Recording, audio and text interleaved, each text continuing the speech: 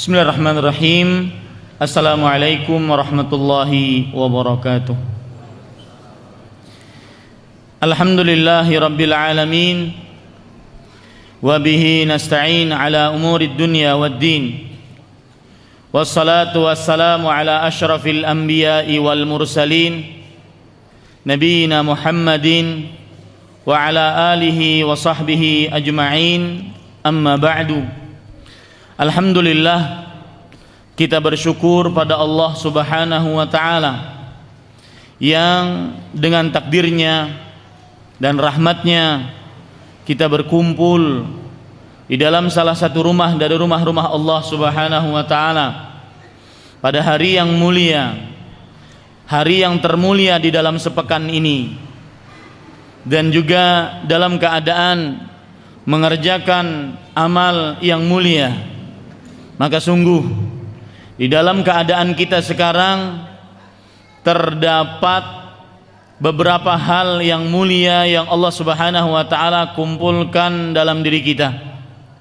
Yang pertama, tempat yang mulia, yaitu masjid-masjid Allah Subhanahu wa ta'ala, sebagaimana yang disebutkan oleh Rasul sallallahu alaihi wasallam, ahabbul biladi ilallah masajiduha.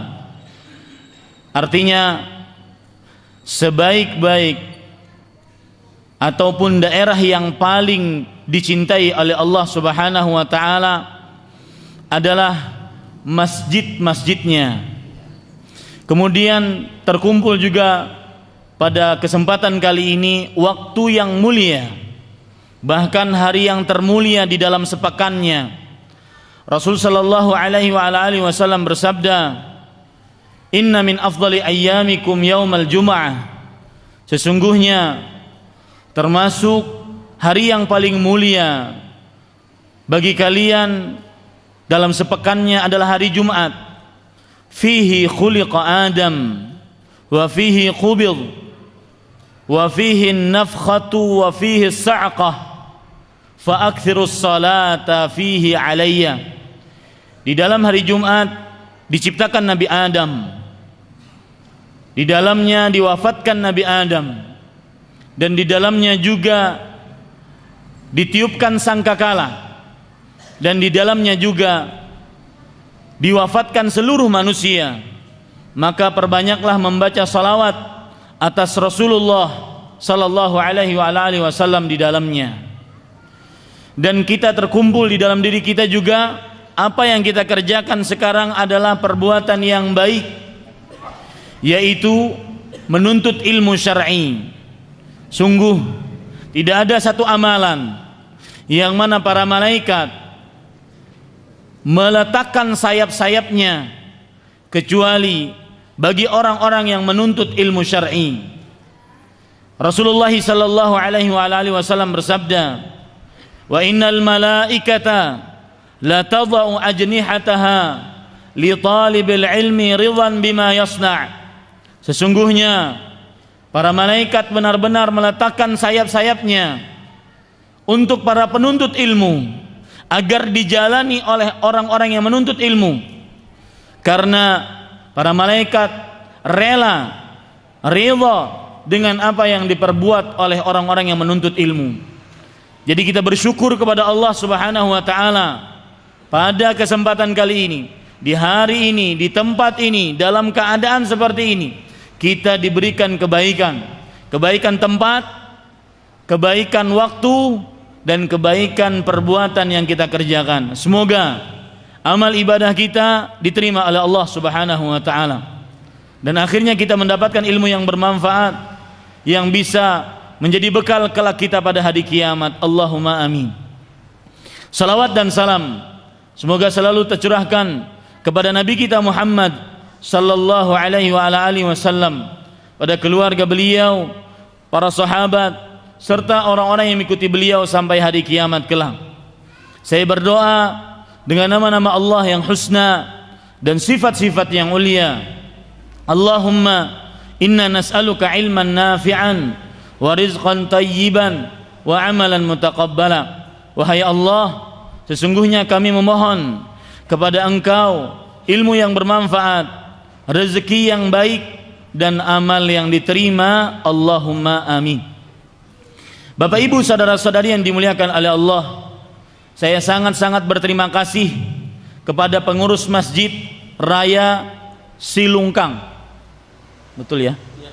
Silungkang, yang telah mengundang saya sehingga kita bisa duduk bersama untuk mengkaji ayat-ayat suci Al-Quran dan hadis-hadis Rasul sallallahu alaihi wasallam. Sungguh yang berbicara di hadapan Bapak Ibu sekalian, lastu man atqakum walastu man bi khairikum. Bukanlah saya yang berbicara di hadapan Bapak sekalian dan Ibu sekalian, orang yang paling bertakwa di hadapan Bapak Ibu sekalian. Bukanlah yang berbicara di hadapan Bapak Ibu sekalian adalah orang yang paling baik, orang yang paling berilmu. Demi Allah, saya adalah orang yang paling banyak dosanya. Dan ini bukan kerendahan hati, ini bukan berpura-pura, ini adalah benar-benar adanya. Jikalau dosa tersebut berbau, maka niscaya sungguh Bapak sekalian tidak akan mampu untuk duduk di sekitar saya. Bapak Ibu sekalian tidak akan mampu untuk duduk di sekitar saya. Akan tetapi inilah takdir Allah Subhanahu wa taala. Pada hari yang mulia ini, di tempat yang mulia ini, pekerjaan yang mulia ini, kita ditakdirkan untuk menuntut ilmu, membaca ayat-ayat suci Al-Quran dan hadis-hadis Rasul sallallahu alaihi wasallam. Bapak Ibu saudara-saudari sekalian, tema yang kita angkat pada kesempatan kali ini adalah lebih mengenal dunia sihir dan perdukunan. Dan tema ini sengaja saya angkat karena, perhatikan baik-baik, sebab saya mengangkat tema ini karena para ulama mengatakan laisa syai'un a'azzu 'alal insan min aqidatihi. Tidak ada sesuatu yang paling berharga bagi seorang manusia dibandingkan akidahnya, dibandingkan agamanya, dibandingkan keyakinannya. Tidak ada sesuatu apapun. Mungkin hilang harta kita, silahkan. Mungkin orang-orang yang kita cintai dicabut nyawanya, silahkan. Mungkin rumah kita hancur, perniagaan kita hancur, silahkan. Akan tetapi agama, akidah, keyakinan dipantang untuk putus selama hayat masih di kandung badan. Sebuah keyakinan, sebuah agama tidak pernah lekang dengan waktu. Sampai akhir hayat, maka kita harus berakidah yang benar sebagaimana yang dicontohkan oleh Rasul sallallahu alaihi wasallam. Oleh karenanya, di sana ada perbuatan-perbuatan yang tersebar dan sungguh sangat ironi, sungguh sangat disayangkan oleh sungguh sangat disayangkan tersebar perbuatan ini di tengah-tengah kaum muslim, yaitu perbuatan sihir dan perdukunan yang dia merusak akidah, yang dia merusak keyakinan seorang muslim. Dan sekali lagi saya katakan, laisa syai'un a'azzu 'alal insan min aqidatihi. Tidak ada sesuatu yang paling berharga, sesuatu yang paling mulia, sesuatu yang paling mahal bagi seorang manusia dibandingkan akidahnya. Oleh karenanya sangat tercela orang tua. Ini lagi model di zaman sekarang. Sangat tercela orang tua apabila sang anak, terutama anak perempuan, berpindah agama, apalagi hanya gara-gara cinta. Ya, sangat tercela sekali seorang orang tua yang membiarkan anak-anaknya, terutama anak-anak perempuan, gara-gara cinta pindah agama. Kenapa? Karena agama adalah sesuatu yang paling mendasar dalam kehidupan diri seorang muslim. Agama adalah yang paling berharga. Asiyah, kemudian Musyatah, kemudian Bilal, kemudian Ammar, kemudian Yasir, kemudian sahabat-sahabat yang lain yang dibantai, yang disiksa hanya karena mempertahankan Rabbunallah, Rabb kami adalah Allah. Makanya Bapak Ibu saudara-saudari yang dimuliakan oleh Allah, sengaja saya mengangkat tema ini di tengah masyarakat umum muslim agar kaum muslim secara umum tidak terganggu akidahnya, tidak rusak akidahnya, karena kalau seandainya rusak akidahnya, maka bahaya yang paling nyata adalah bahwasanya seluruh amal ibadahnya tidak akan diterima oleh Allah Subhanahu wa taala. Apapun yang kita kerjakan dari amal ibadah, ketika akidah kita, keyakinan kita hancur, rusak, digerogoti dengan kesyirikan dan kekafiran, maka puasa, sholat, zakat, haji, umroh, baca Quran, berdoa, sedekah, dan seluruh amal ibadah tidak akan pernah diterima oleh Allah Subhanahu wa taala. Allah Subhanahu wa taala berfirman di dalam Al-Qur'an, "Walau asyraku lahabita anhum ma kanu ya'malun." Kalau seandainya mereka melakukan kesyirikan, maka sungguh mereka amalan apa yang telah mereka amalkan akan terhapus. Terhapus, tidak ada manfaat jika akidah seseorang rusak. Ini disebutkan oleh Allah Subhanahu wa taala dalam surat Al-An'am ayat 88. Bapak Ibu saudara-saudari yang dimuliakan oleh Allah, materi kita panjang, waktu saya sempit. Akan tetapi insya Allah mudah-mudahan bisa mencukupi dan bisa dimaklumi insya Allah ta'ala apa yang akan disampaikan kelak. Poin yang pertama yang ingin kita bahas pada kesempatan kali ini adalah pengertian sihir. Apa itu sihir? Sihir dalam bahasa Arab as-sihru, dan setiap kata dalam bahasa Arab diambilkan dari 3 huruf ini, sin, ha, dan ra, sihrun, maka menunjukkan kepada beberapa makna. Sihir secara bahasa jika diambil dari 3 huruf sin, ha, dan ra, setiap kata dalam bahasa Arab yang diambilkan dari huruf sin, ha, dan ra menunjukkan kepada beberapa makna. Yang pertama, trik licik, at-tamwih bil hiyal, trik licik. Yang kedua, penipuan. Yang ketiga, hal yang tersembunyi. Yang keempat, pelencengan dari jalur yang lurus. Yang kelima, kelembutan. Ini pengertian sihir secara bahasa.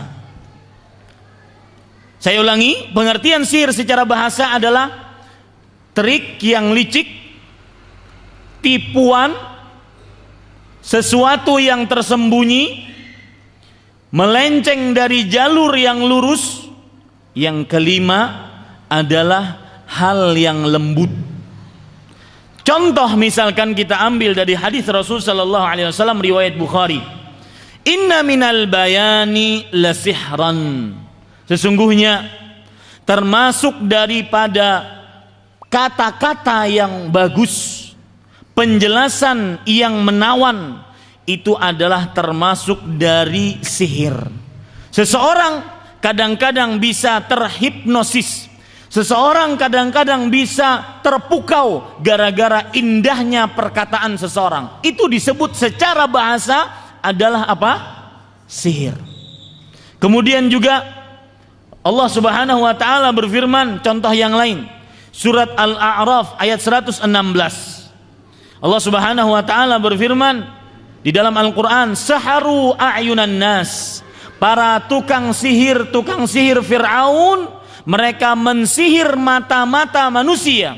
Artinya membuat mata-mata manusia terkelabui, tertipu, ya, dengan trik-trik licik mereka. Yang nanti saya akan jelaskan bagaimana tukang sihir Fir'aun membuat trik-trik licik sehingga mata-mata manusia tersihir dan tertipu.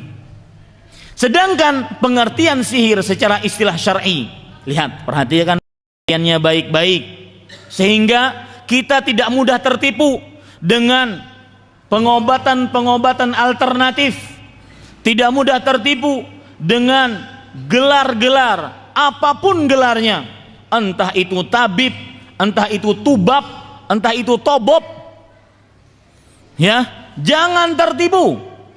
Kaum muslim jangan tertipu. Entah itu gelarnya di tengah masyarakat guru agama, tuan guru, kiai, ustadz.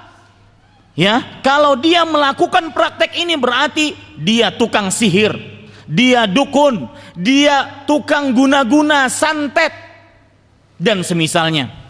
Pengertian sihir adalah, perhatikan baik-baik, ikatan-ikatan yang dijampi-jampi ataupun rajah-rajah, dan semuanya ini kita akan lihat di videonya nanti.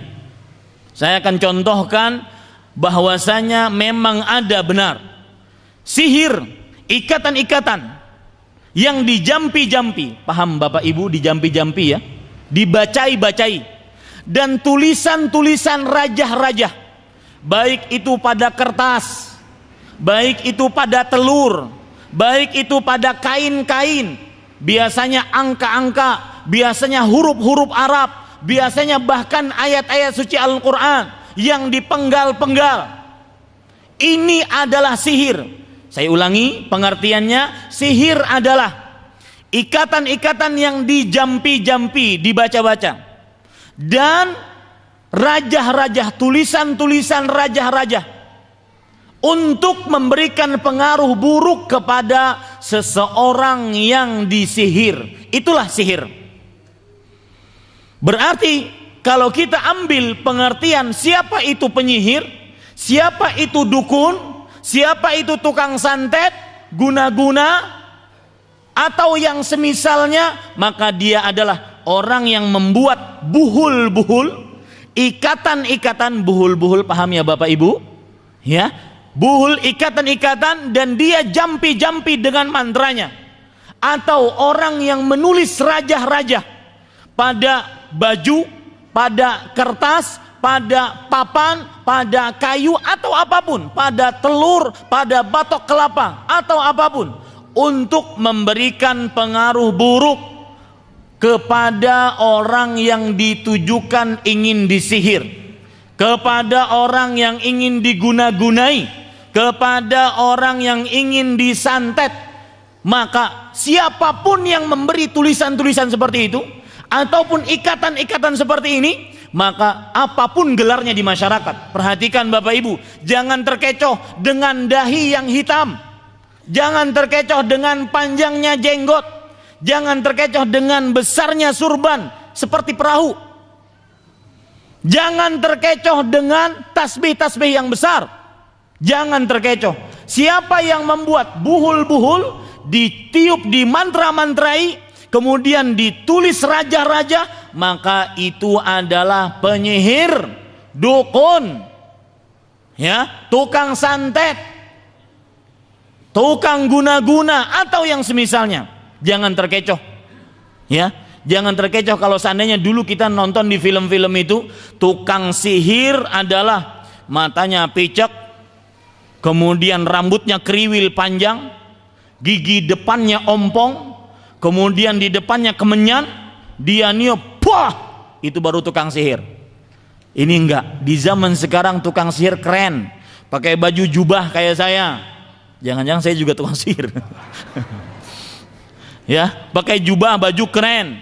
Kadang-kadang pakai laptop, kadang-kadang jenggot, kadang-kadang pakai surban, kadang-kadang tasbih, kadang-kadang duduk di masjid. Jangan tertipu. Pokoknya lihat prakteknya, yang menulis rajah-rajah, yang menulis, yang meniup pada buhul-buhul, apa namanya? Tukang sihir. Jangan ragu. Wah Ustadz, dia hafal Quran. Walau hafal Quran, Ustadz, dia ahli sholat malam. Walau ahli sholat malam, kalau sudah nulis rajah-rajah, dulu ada berita kan, rajah-rajah di punggung, rajah-rajah di tangan, menulis-nulis di tangan. Betul apa betul? Ya, itu adalah tukang sihir, santet, guna-guna dan semisalnya. Ya, jangan tertipu apapun statusnya di masyarakat. Kemudian pengertian selanjutnya yang ingin kita pahami adalah yang disebut dalam bahasa Indonesia tukang ramal. Dan tukang ramal dalam bahasa Arab, atau lebih tepatnya di dalam bahasa hadis Rasulullah sallallahu alaihi wasallam, ada dua macam. Tukang ramal disebutkan dalam hadis riwayat Imam Ahmad. Rasul sallallahu alaihi wasallam bersabda, "Man ata arrafan au kahinan fasaddaqahu bima yaqul faqad kafara bima unzila ala Muhammad." Perhatikan ini juga baik-baik. Barang siapa yang mendatangi arraf, saya belum terjemahkan, nanti saya akan artikan arraf ini apa. Barang siapa yang mendatangi arraf atau kahin, lalu dia percaya dengan apa yang diucapkan, maka sungguh dia telah kafir dengan apa yang diturunkan kepada Nabi Muhammad sallallahu alaihi wasallam. Lihat penjelasan seorang ulama besar, Al-Imam Al-Baghawi rahimahullahu ta'ala, dalam kitab beliau Syarhus Sunnah. Beliau menjelaskan apa itu arraf. Kan hadisnya tadi berbunyi, barang siapa yang mendatangi arraf atau kahin, lalu dia percaya dengan apa yang diucapkan, maka dia telah kafir dengan apa yang diturunkan kepada Nabi Muhammad SAW. Siapa itu arraf? Kata Imam Al-Baghawi, arraf huwa yadda'i ma'rifatal umur bimuqaddimati asbab yustadallu ala mawaqi'iha kal masruq manil ladzi saraqahu wa ma'rifati makanidh dhallah wa indama tuttahamul mar'atu bizina fayaqulu man sahibuha. Artinya arraf, barang siapa yang mendatangi, apa namanya Pak? Arraf. Jangan kasih nama anak arraf, ya.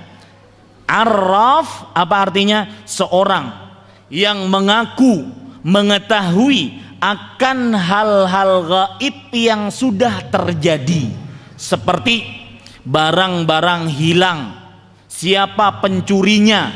Maka apabila ada orang yang dianggap pintar, tentunya menurut orang bodoh, ya, ditanyai tentang ini, kemudian misalkan, wahai fulan, meskipun apapun gelarnya, ya, wahai ustadz, siapakah yang kira-kira mencuri sepeda motor saya, mencuri mobil saya, mencuri istri saya, ya, maka siapa yang mengaku memberitahu akan hal-hal yang telah terjadi, barang-barang hilang, barang-barang yang tersesat, atau siapa yang mengaku memberitahu seorang istri berzina, menyeleweng dengan siapa, maka ini orang disebut apa? Arraf. Apapun statusnya di masyarakat. Dan ketika saya katakan berkali-kali apapun statusnya di masyarakat, saya ingin menekankan kepada kaum muslim, tidak ada yang namanya kalau seandainya yang ditanya itu adalah ustadz, kiai, habib, tuan guru, maka itu adalah ilmu putih. Kalau seandainya yang ditanya itu adalah dukun, tukang sentet, guna-guna, maka itu ilmu hitam. Nggak ada. Dikenal dalam Islam tidak ada yang namanya ilmu hitam, ilmu putih. Nggak ada. Yang dikenal adalah apabila bertentangan dengan syariat Islam, maka itu ilmu yang salah. Apabila sesuai dengan Al-Quran dan Sunnah, itulah ilmu yang benar. Siapa saja dari manusia yang ditanya, apapun gelarnya di masyarakat, tentang barang-barang yang hilang, kemudian dia mengaku mengetahui, maka kalau ada orang yang percaya seperti ini, itu orang itu dia sudah percaya kepada arraf. Dan yang mengatakan tadi, berarti saya ditakdirkan untuk minum dulu. Taib, Bapak Ibu saudara-saudari yang dimuliakan oleh Allah Subhanahu wa taala. Perhatikan baik-baik. Ini hati-hati, ini banyak jin di sekitar sini yang tidak suka pengajian kita. Karena saya terus terang saja. Jangan takut ya ibu-ibu yang di belakang. Saya terus terang saja bahwasanya pengajian-pengajian seperti ini paling dibenci oleh jin-jin dan setan-setan kafir. Karena para tukang dukun, sihir, tukang santet, tukang ramal, arraf tadi, itu adalah anak titisannya iblis dan syaitan.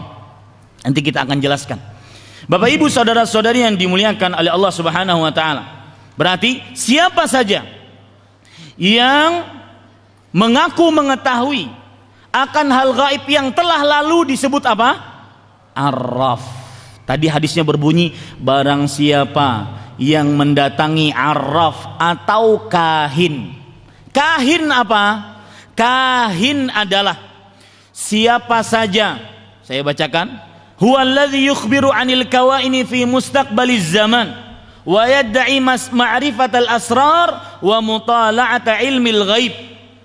Dia adalah orang yang mengaku mengetahui akan hal gaib yang akan datang. Si fulan laki-laki ingin menikah dengan si fulana, kapan cocoknya? Yang memberitahu ini disebut dengan apa? Kahin. Apapun statusnya di masyarakat. Bahkan saya ini kan baru-baru menetap di Indonesia, Ustadz. Ini 5 bulan saya baru menetap di Indonesia. Saya lama di Arab Saudi.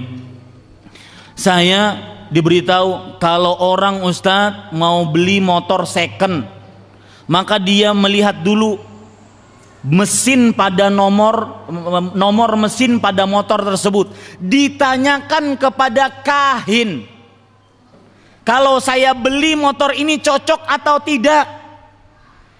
Kalau yang menjawab, maka ini orang disebut apa?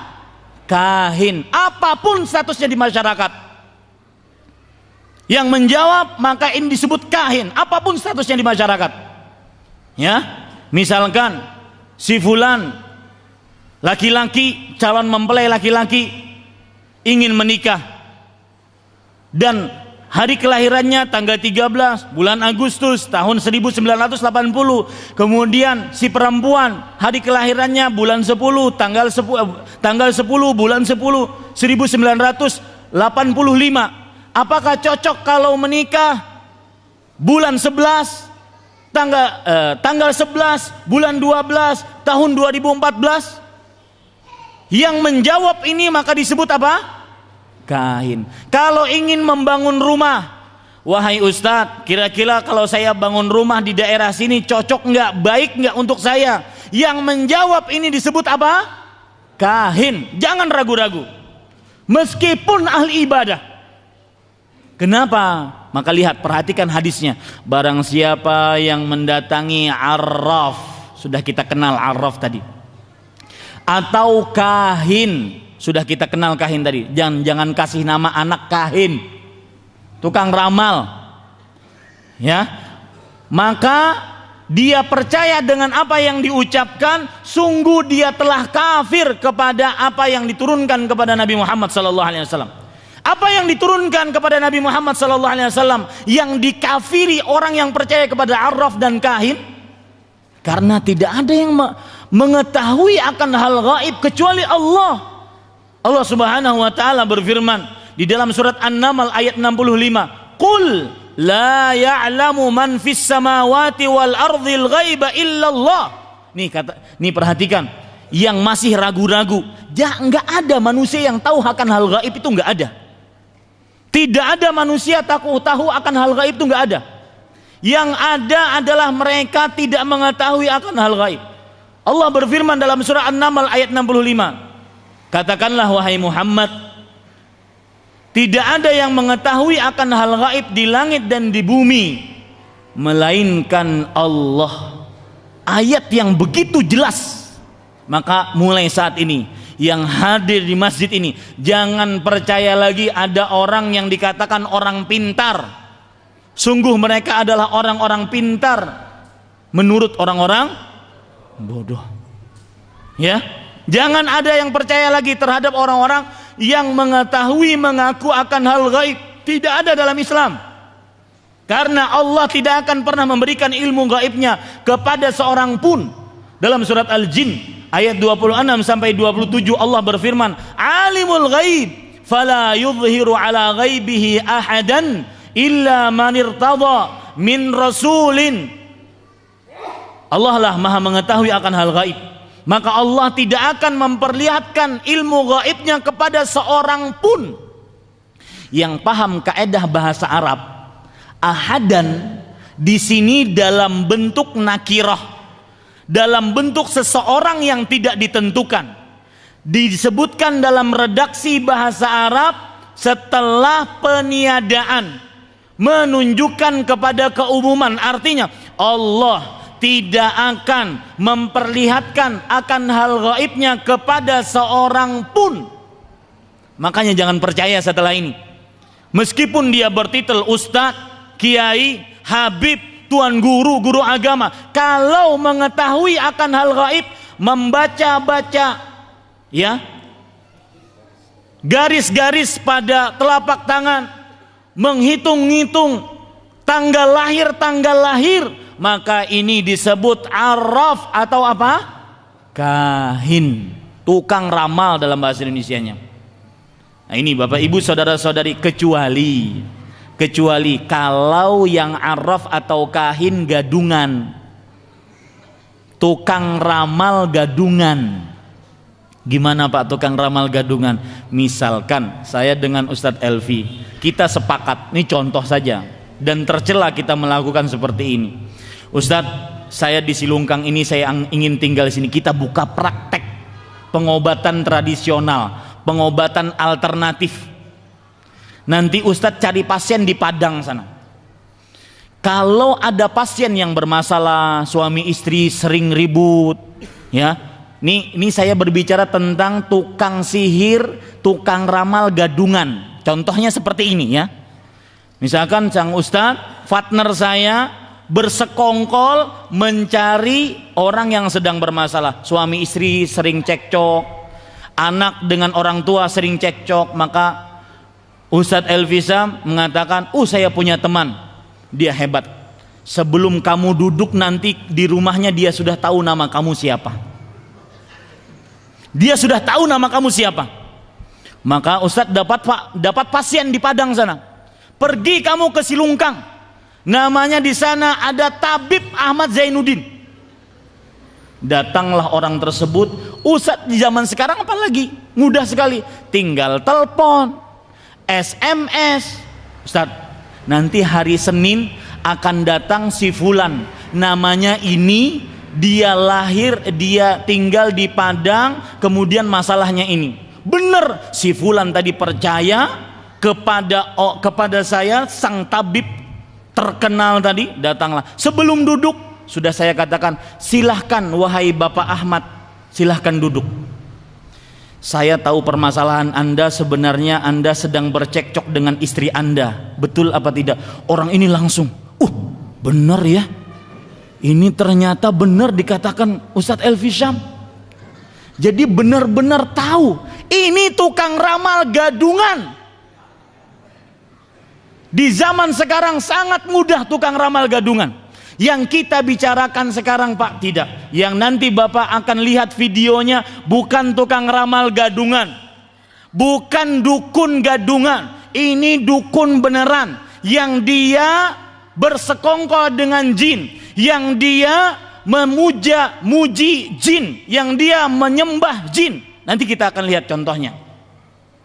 Ini Bapak Ibu saudara-saudari yang dimuliakan oleh Allah Subhanahu wa taala. Kemudian poin yang ketiga, setelah kita mengerti pengertian sihir, kemudian kita mengetahui apa itu, siapa itu tukang sihir, siapa itu tukang ramal, arraf dan kahin. Poin yang ketiga, apa benar memang ada santet? Apa benar memang ada guna-guna? Jangan-jangan orang itu kejiwaannya saja dia sedang banyak permasalahan. Jadi kadang-kadang dia berlaku aneh, tertawa sendiri. Kadang-kadang dia terbahak-bahak sendiri, menangis sendiri. Maka kita katakan, wallahi demi Allah, sihir, guna-guna, santet memang benar adanya. Sihir, guna-guna, santet memang benar adanya. Jadi orang bisa mati karena sihir, orang bisa mati karena guna-guna, itu benar adanya. Seseorang bisa dimasuki paku jarum-jarum ke dalam perutnya, itu memang benar adanya. Ya, apa dalil-dalil yang menunjukkan akan hal ini? Jadi poin yang ketiga, apa memang benar ada sihir yang memberikan pengaruh buruk, ada guna-guna, ada santet? dan yang semisalnya yang memberikan pengaruh buruk kepada orang yang disihir. Maka perhatikan, Imam An-Nawawi, seorang imam besar dari mazhab Syafi'i di abad ke-7 Hijriah, yang bernama Yahya bin Sharaf An-Nawawi rahimahullah, beliau mengatakan, was-sahihu anna lahu haqiqah wa bihi qata'al jumhur wa alaihi amatul ulama wa yadullu alaihi al-kitab wa sunnatus sahihatul masyhurah. Pendapat yang benar bahwasanya sihir, guna-guna, santet memang benar adanya, dan inilah pendapat yang dipastikan oleh mayoritas ulama. Inilah pendapat kebanyakan para ulama, dan ditunjukkan dari ayat suci Al-Quran atau hadis-hadis Rasul Sallallahu Alaihi Wasallam. Perhatikan, dalil yang pertama yang menunjukkan bahwasanya sihir, guna-guna, didukuni, disantet itu memang benar adanya, orang benar-benar bisa terpengaruh, yaitu dalilnya dari surat Al-Baqarah ayat 102. Allah Subhanahu wa taala berfirman di dalam Al-Qur'an, wattaba'u ma tatlus syayatinu ala mulki Sulaiman wa ma kafara Sulaiman walakinna syayatina kafaru yu'allimuna an-nasa as-sihra wa ma unzila 'ala al-malakaini bi Babila Harut wa Marut wa ma yu'allimani min ahadin hatta yaqula innama nahnu fitnatun fala takfur fayata'allamuna minhuma ma yufarriquna bihi bainal mar'i wa zawjihi wa ma hum bidarrina bihi min ahadin illa biidznillah wa yata'allamuna ma yadhurruhum wa la yanfa'uhum wa laqad 'alimu laman ishtarahu ma lahu fil akhirati min khalaq wa la bi'sa ma syara bihi anfusahum law kanu ya'lamun. Artinya, ya, dalam surat Al-Baqarah ayat 102, saya langsung kepada inti pembicaraan kita. Inti pembicaraan kita yang ketiga tadi, sihir memang benar adanya. Orang yang diguna-guna memang benar adanya.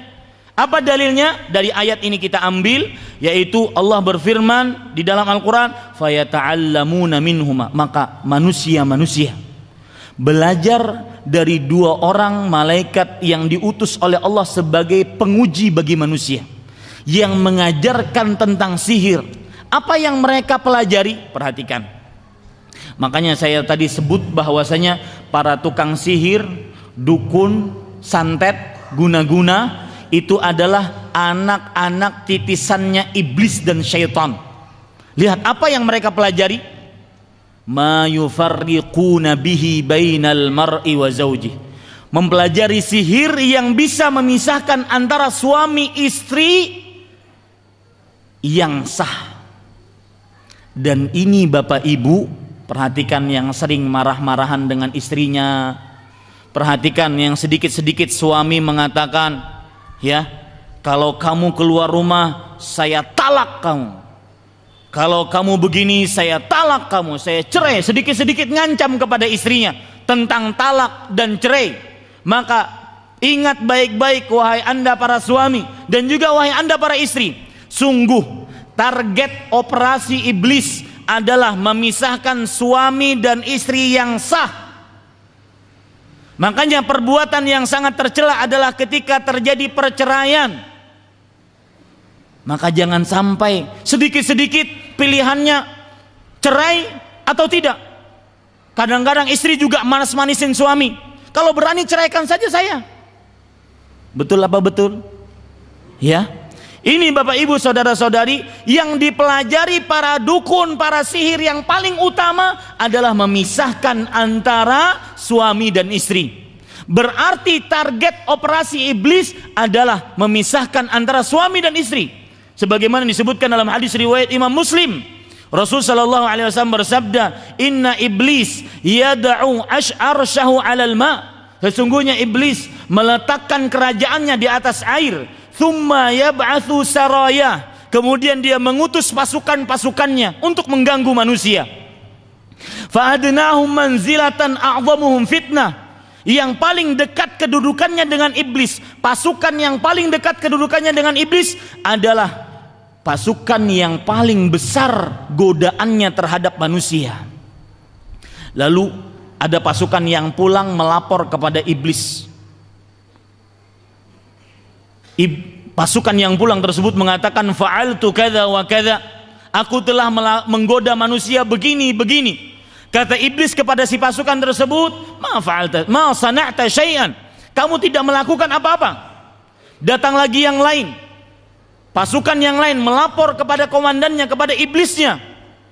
Maka dia mengatakan, ma taraktu hatta farraqtu bainahu wa baina imraati, tidaklah aku tinggalkan. Lihat, perhatikan nih, yang sekarang lagi marah-marahan, yang sekarang lagi ya diambang perceraian. Perhatikan, pikir baik-baik.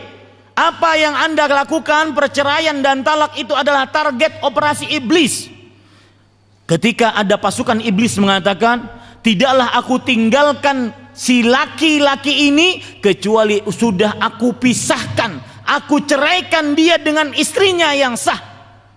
Kemudian iblis mengatakan kepada si pasukan tersebut, ni'ma anta, engkau adalah pasukanku yang paling terbaik. Maka Bapak Ibu saudara-saudari perhatikan, yang mudah-mudah mengatakan cerai, suami yang mudah-mudah sedikit-sedikit cerai, sedikit-sedikit talak. Ada anekdot menarik Pak. Ini sedikit intermezzo ya Pak, sedikit kita berbicara tentang anekdot. Ada suami yang sering mengucapkan cerai kepada istrinya. Wahai istriku, kamu kalau mangap, begitu, mangap di depanku, kamu saya cerai. Sang suami mengatakan seperti itu. Kalau mangap di depanku, mulut kamu, maka kamu saya cerai. Suatu hari sang istri memasak terong. Dalam bahasa Arab, terong itu disebut badinjan. Apa namanya? Badinjan. Mangap kan mukanya, mulutnya? Badinjan. Kemudian sang suami nanya kepada istrinya, wahai istriku, hari ini masak apa? Sang istri bingung, kalau saya jawab saya mangap dicerai nanti. Diam aja dia. Wahai istriku, hari ini masak apa? Diam aja dia. Karena kalau mangap apa? Cerai. Kalau mangap kena talak. Wahai istriku, kamu kalau nggak jawab saya cerai. Kalau kamu nggak jawab saya cerai. Maka akhirnya dengan terpaksa sang istri mengatakan badinjan. Akhirnya dia mangap kena cerai juga.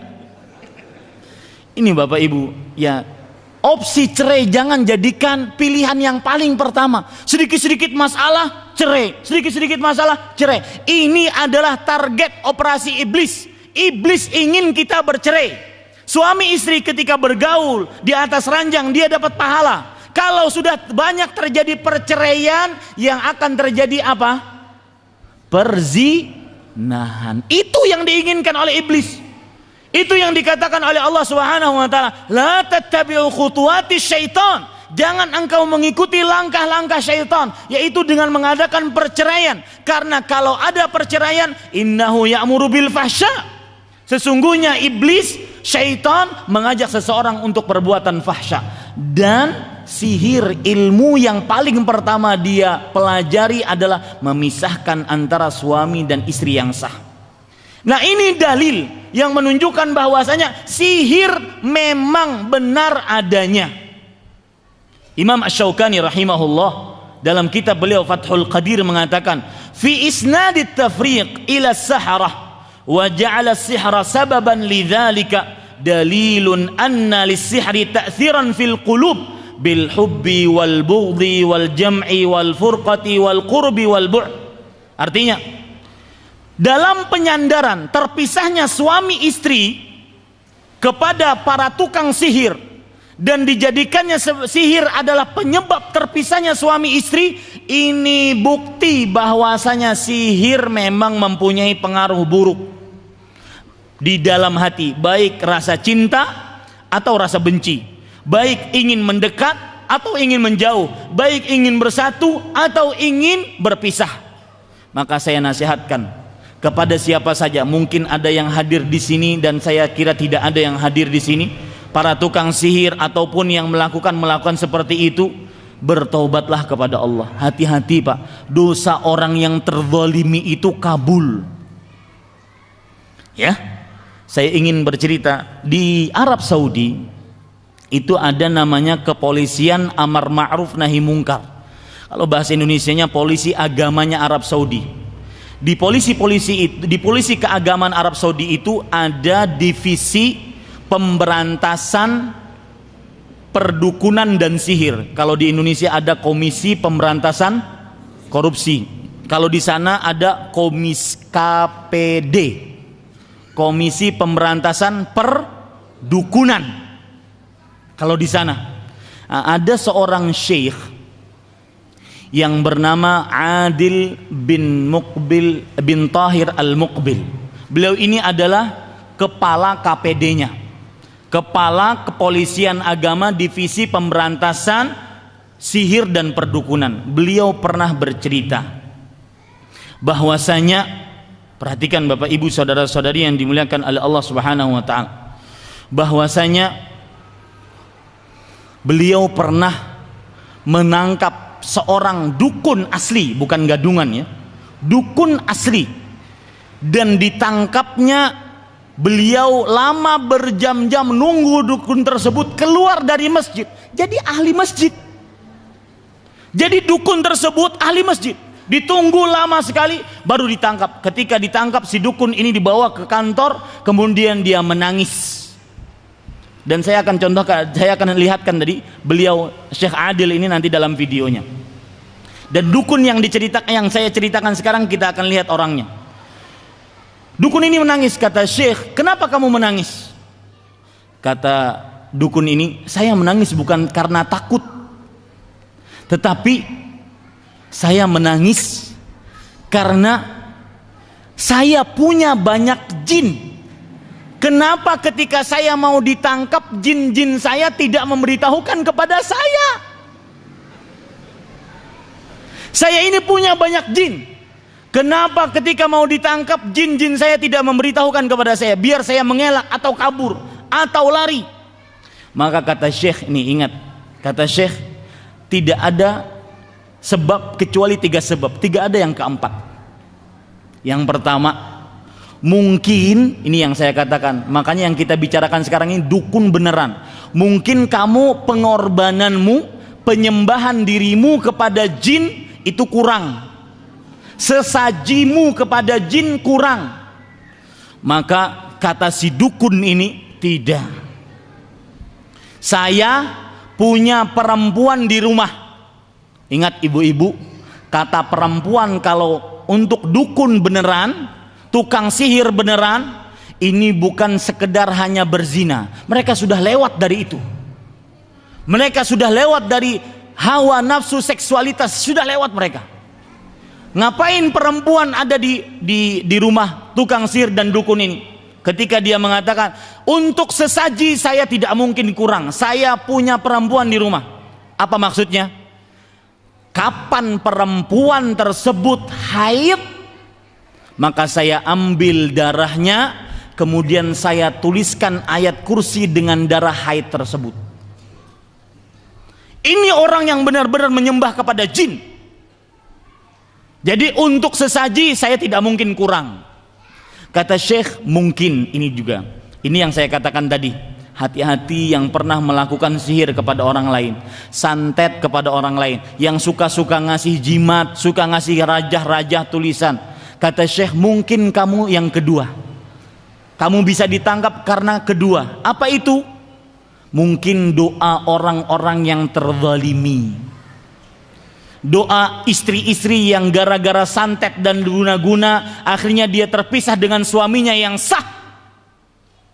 Doa anak-anak yang terzalimi gara-gara sihir, guna-guna dan santet, dia terpisah dengan bapak ibunya yang sangat mereka rindukan kasih sayangnya. Mereka berdoa, dan salah satu doa yang dikabulkan, diijabah oleh Allah, da'watul mazlum, doanya orang terzalimi. Hati-hati Bapak Ibu saudara-saudari yang dimuliakan oleh Allah. Kemudian yang ketiga, kata Syekh, kamu bisa ditangkap mungkin sebab yang ketiga. Sebelum menyebutkan sebab yang ketiga, Kata si dukun ini, wahai Syekh, saya dengan bantuan jin-jin saya bisa beritahukan semua tukang sihir yang ada di Arab Saudi ini. Mau enggak? Kata Syekh Adil bin Tahir Al-Muqbil, adapun saya minta bantuan kepada engkau, kepada manusia, apalagi manusia sejenis engkau, maka tidak sama sekali. Dan ini yang menyebabkan kami bisa menangkapmu. Dan mudah-mudahan setelah ini Bapak Ibu bisa mengamalkannya. Setiap kami keluar dari kantor kami, dari rumah kami ingin menangkapmu, kami membaca Bismillah tawakkaltu ala Allah wala haula wala quwata illa billah. Hafal doanya, Bismillah tawakkaltu ala Allah wala haula wala quwata illa billah. Kata Rasulullah sallallahu alaihi wasallam, siapa yang keluar rumah membaca doa ini, maka faqad hudiya, dia telah diberikan petunjuk, di antaranya petunjuk menangkap jin tadi. Wa wuqiya, dan dia sudah dijaga. Wa kufiya, dan dia dicukupkan oleh Allah Subhanahu wa taala. Maka Bapak Ibu saudara-saudari, ya, perhatikan baik-baik. Kembali kita ke permasalahan kita, bahwasanya jin, sihir, perdukunan, santet benar-benar memberikan pengaruh. Di antara dalil itu adalah surat Al-Falaq. Surat Al-Falaq berbunyi, Qul a'udzu birabbil falaq. Katakanlah wahai Muhammad, aku berlindung dari Al-Falaq. Aku berlindung dengan Rabb yang memiliki falak, yaitu waktu subuh. Dari apa aku berlindung? Min syarri ma khalaq, dari keburukan yang tercipta. Kemudian sampai kepada ayat wa min syarrin naffatsati fil 'uqad. Dan ini perhatikan baik-baik. Dan aku berlindung dari wanita-wanita tukang sihir yang meniup di buhul-buhul. Ya. Aku berlindung dari keburukan-keburukan wanita-wanita penyihir yang meniup pada buhul-buhul. Kata Imam Ibnu Qudamah, ulama bermadzhab Hambali, dalam kitab beliau Al-Mughni, beliau mengatakan, walaula anna sihra lahu haqiqah lama amarallahu bil isti'adati minhu. Kalau seandainya sihir tidak mempunyai hakikat, maka Allah Subhanahu wa taala tidak akan pernah memerintahkan kita untuk minta perlindungan dari keburukan wanita-wanita penyihir. Dan ingat, saya katakan berdasarkan surat tadi, min syarrin naffatsati fil 'uqad, aku berlindung dari wanita-wanita penyihir yang meniup pada buhul-buhul. Bapak, Ibu, saudara-saudari sekalian, setiap sihir selalu ada buhul-buhulnya, pasti. Ya, setiap sihir selalu ada ikatan-ikatannya, dan ikatannya itu biasanya disimpan di tempat yang terpencil, jarang dijamah oleh manusia agar tidak diketahui oleh manusia. Kenapa? Karena selama ikatan-ikatan itu, buhul-buhul yang sudah dijampi-jampi tadi, raja-raja yang sudah ditulis-tulis tadi, selama dia masih utuh, selama itu pula pengaruh sihir ada pada orang tersebut. Makanya cara yang paling mudah mengobati sihir adalah cari buhul itu. Yang sekarang keluarga kita kena sihir, diguna-guna, disantet, cari buhulnya, pasti ada. Nanyanya sama siapa, Ustadz? Ini masalahnya. Kalau Nabi Muhammad SAW dalam hadis riwayat Bukhari, Aisyah radhiyallahu anha pernah bercerita, suhiran Nabi sallallahu alaihi wasallam. Nabi Muhammad sallallahu alaihi wasallam pernah disihir, dan Nabi Muhammad sallallahu alaihi wasallam kena sihir tingkatan paling tinggi. Karena memang para nabi ketika diuji dengan ujian paling tinggi, tidak seperti manusia biasa. Sihir paling tinggi bagaimana? Kata Aisyah radhiyallahu anha menceritakan ketika Nabi kena sihir, hatta innahu la yukhayyalu ilaihi annahu yaf'alu syai' wa ma fa'alahu. Sampai-sampai dikhayalkan kepada Rasulullah beliau melakukan sesuatu padahal beliau belum melakukannya. Contohnya, beliau dikhayalkan kepada pikiran beliau sudah menggauli Aisyah padahal belum menggaulinya. Itu kan tersiksa.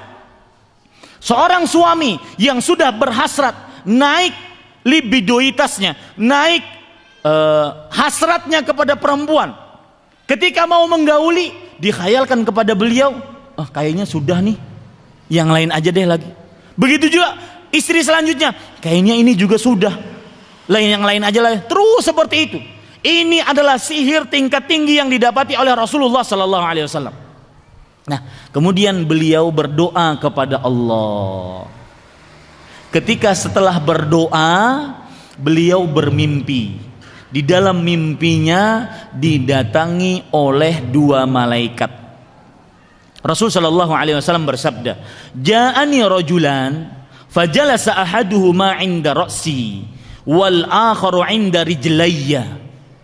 Ketika aku tidur, ada dua malaikat yang datang, satu di sisi kepalaku, satu di sisi kakiku. Yang satu bertanya,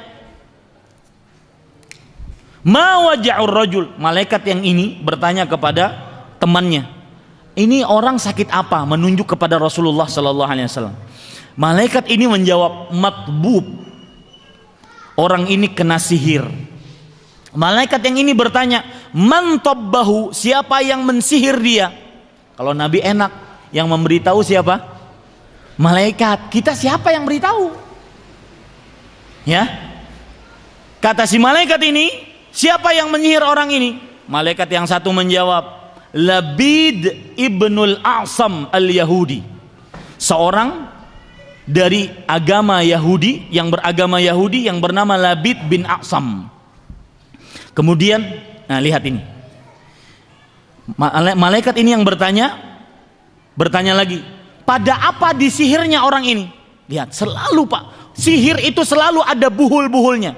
Kata malaikat ini yang menjawab, orang ini menunjuk kepada Rasulullah, disihir kenapa? Karena rambut-rambut beliau yang diambil dari sisir beliau, kemudian diikat-ikat, dijampi-jampi, akhirnya kena sihir. Diletakkan di mana ikatan-ikatan tadi? Sebelum saya sebutkan diletakkan di mana, makanya hati-hati. Anak-anak ibu, bapak-bapak yang sedang pacaran, meskipun dalam Islam tidak benar adanya pacaran, tapi kalau terjadi, dan saya tidak melegalkan, jangan suka-suka ngasih baju, ngasih jaket, ngasih alat-alat atau bahan-bahan yang sangat kental dengan tubuh kita. Foto, ngasih ini, itu sangat mudah disihir. Terutama di zaman yang informasi serba canggih. Kita meletakkan foto pada media-media sosial, memberikan kopiah, memberikan cincin, memberikan, bahkan kadang-kadang memberikan sampai peralatan dalam. Ini hati-hati, sangat mudah disihir. Rambut, ya, sangat mudah kena sihir. Maka perhatikan Bapak Ibu saudara-saudari yang dimuliakan oleh Allah Subhanahu wa taala. Di mana diletakkan buhul-buhul tadi? Ternyata di sumur yang bernama Dhi Arwan. Di sumur yang bernama Dhi Arwan. Lalu setelah bangun, sadar Rasulullah SAW bangun dari tidurnya, beliau akhirnya pergi ke sumur Dhi Arwan dan mengambil buhul-buhul tadi, kemudian beliau buka. Kalau sudah dibuka, dengan izin Allah, sihirnya pasti hilang. Makanya saya katakan dari awal tadi, kapan Anda ingin mengobati orang yang kena sihir, cari itu buhul. Ustadz, kalau Nabi Muhammad diberitahukan oleh Allah melalui malaikat, kita siapa yang beritahu? Maka jawabannya kita bisa apa? Berdoa agar Allah memberitahukan kepada kita. Di mana buhul-buhul tadi? Tidak ada pengobatan terhadap sihir yang paling manjur dibandingkan seseorang diambil buhulnya, kemudian dibuka, dibaca-bacai, kemudian dihancurkan. Itu menghancurkan sihir. Kejadian Pak ini di Arab Saudi. Seorang tukang sihir ditangkap, kemudian diintegrasi oleh polisi keagamaan tadi, divisi pemberantasan sihir dan dukun tadi, Di mana biasanya orang-orang membuang buhul-buhul. Tahu Pak, di mana? Bapak mungkin yang pernah haji dan umroh tahu Jeddah. Di Jeddah itu ada Laut Merah.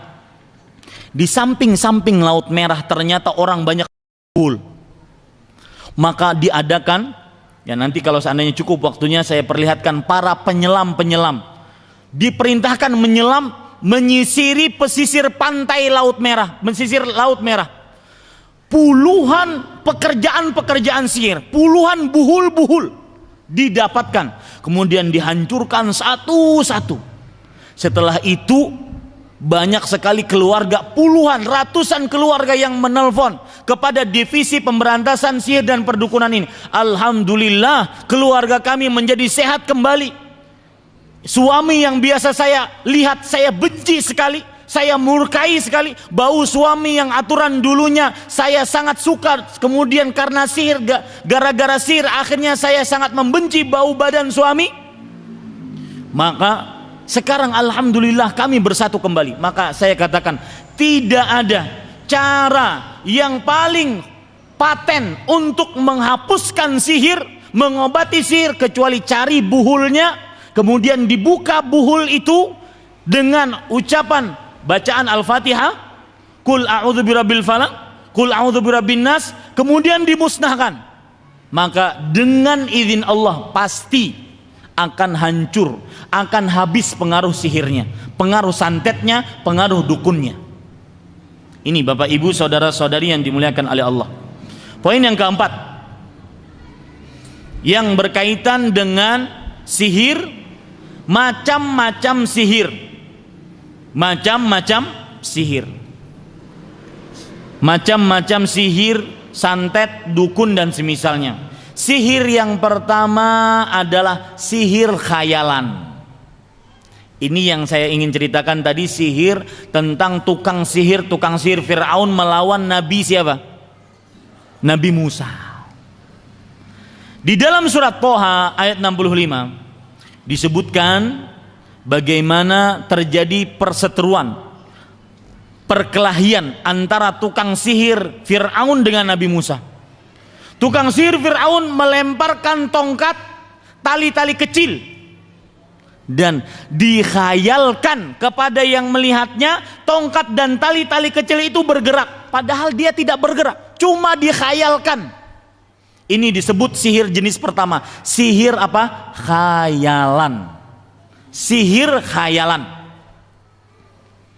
Ketika Nabi Musa melempar tongkatnya, tukang sihir memperhatikan tongkat Nabi Musa alaihissalam benar-benar berubah, bukan seperti yang mereka perbuat. Kalau ini khayalan, yang ini tongkat ketika dilempar benar-benar berubah menjadi ular, karena memang mukjizat. Makanya tukang sihir ketika melihat itu benar-benar menjadi ular, tukang sihir Fir'aun langsung mengatakan, kami beriman kepada Allah Subhanahu wa ta'ala. Nih perhatikan ya, silahkan dilihat di dalam Al-Quran surat Thaha ayat 65 sampai 76. Saya tidak cukup waktunya untuk menjelaskan. Kemudian sihir yang kedua, sihir hakikat. Kalau dalam bahasa Indonesia sihir hakikat ini santet, guna-guna, pelet, ini sihir hakikat. Yang ketiga, sihir ketangkasan. Kalau dalam bahasa Indonesia sulap. Mutar-mutar tangan keluar bunga, mutar-mutar tangan keluar api. Ini namanya apa? Sulap, sihir ketangkasan. Dia termasuk sihir. Sudah itu poin yang kelima sekarang. Kenapa sihir, santet, guna-guna, pelet dikategorikan sebagai bentuk kesyirikan dan kekafiran? Pertama, karena guna-guna, sihir, santet dan pelet tidak lain kecuali meminta kepada jin. Minta kepada apa? Kepada jin. Ya. Dan ini yang sihir beneran. Sihir tukang santet, pelet beneran. Ini dia berhubungan dengan jin, memuja jin, menyembah jin. Dan Allah Subhanahu wa taala berfirman di dalam surat Al-Baqarah ayat 102, "Walakinna syayatina kafaru yu'allimuna an-nasa as-sihra." Akan tetapi para syaitan, mereka telah kafir mengajarkan kepada manusia sihir. Ini menunjukkan bahwasanya orang-orang tukang sihir, santet, dukun, pelet berhubungan dengan jin. Sebab yang kedua, kenapa guna-guna, santet, pelet dan sihir termasuk perbuatan kesyirikan dan kekafiran? Karena mengaku mengetahui akan hal gaib. Mengaku mengetahui akan hal gaib. Sudah kita jelaskan tadi, tidak ada yang mengetahui akan hal gaib kecuali siapa? Allah Subhanahu wa ta'ala. Kemudian sebab yang ketiga, kenapa guna-guna, santet, pelet termasuk kesyirikan dan kekafiran? Karena ini, perhatikan, nanti kita akan contohkan ini, kita akan lihat video-videonya. Karena pelaku santet, tukang dukun, pelet dan semisalnya manjur sihirnya, manjur dukunnya, manjur peletnya kapan? Ketika dia menghinakan simbol-simbol Islam. Seperti kalau lagi buang air besar, duduk di WC, di kloset, dia telapak kakinya dia injekkan kepada Al-Quran. Satu, ini dukun beneran Pak ya, bukan dukun gadungan. Ada lagi Pak, cerita dukun gadungan. Jadi misalkan, dan dukun gadungan, dan semua dukun, semua sihir, semua tukang pelet itu menginginkan duit. Jadi ceritanya ada si fulan yang bertandang ke rumah dukun gadungan. Kata si dukun, saya mengetahui bagaimana solusi dari permasalahanmu. Cuma untuk memberikan solusi kepada permasalahanmu, misalkan barang hilang ataupun suami istri sering cekcok, maka saya punya satu syarat. Syaratnya apa? Syaratnya kamu harus menghadirkan seekor binatang. Binatang apa? Binatangnya mungkin agak mudah, agak sulit dicari. Binatangnya tikus. Hadirkan kepada saya tikus. Maka kita akan bisa meredakan cekcokmu dengan istrimu, cekcokmu dengan bapak atau ibumu. Tikus, tapi nggak sembarangan tikus. Oh, tikus apa Ustadz? Tikus apa Mbah? Tikus yatim.